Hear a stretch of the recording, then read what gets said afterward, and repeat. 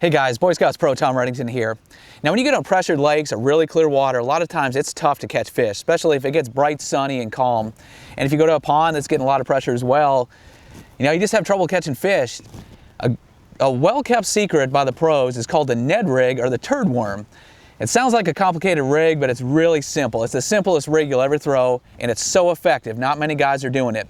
Simply start with a jig head, and some guys get real technical and you need mushroom heads and specialty ones. Hey, let me tell you, this is super simple. Your kids can fish it. Let's not make it too complicated. A 16th ounce jig head. You can go 32nd if it's super calm and a little more shallow, maybe up to a 1/8 if it's a little bit deeper, but 16th is what I normally use. Any jig head's fine, an exposed hook. The smaller the hook, the easier it is to hook up, especially with kids or somebody new to fishing. It's the small hook just penetrates a lot better and it holds the fish. So 16th ounce jig head.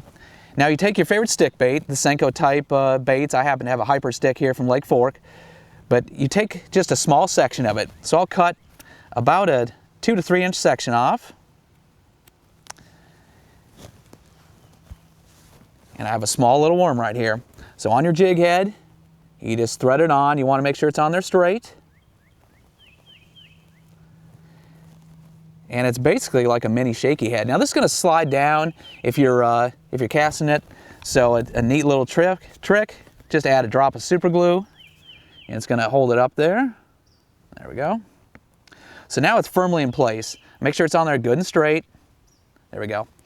Now this thing, when you throw it out, you're going to use light line. Hey, it's clear water, pressured fish. 8 pounds at the most. I mean, you can get away with 4 in really open clear water, but 6 to 8 is pretty good. Castability, if you put it on mono, it's going to cast like a rocket. Fluorocarbon, if it's super clear water, it might get you a few more bites, but very simple. Put it on a spinning rod. I use it on a Dobbin 702, a lightweight one. Hey, it doesn't weigh a whole lot. Fling it out as far away from the boat as you can. Feed it slack. Most of the bites, like a wacky worm or a tube, it's just going to fall and they're going to bite it on that initial drop. So throw it out, feed it slack. It'll spiral down. Those fish in that clear water, they see it from long ways. It's a long ways away from the boat. They're not pressured, and they'll bite it. I'll lift it up maybe once or twice in the bottom, maybe hop it a couple times, swim it back, but usually that initial drop's when they're going to get it.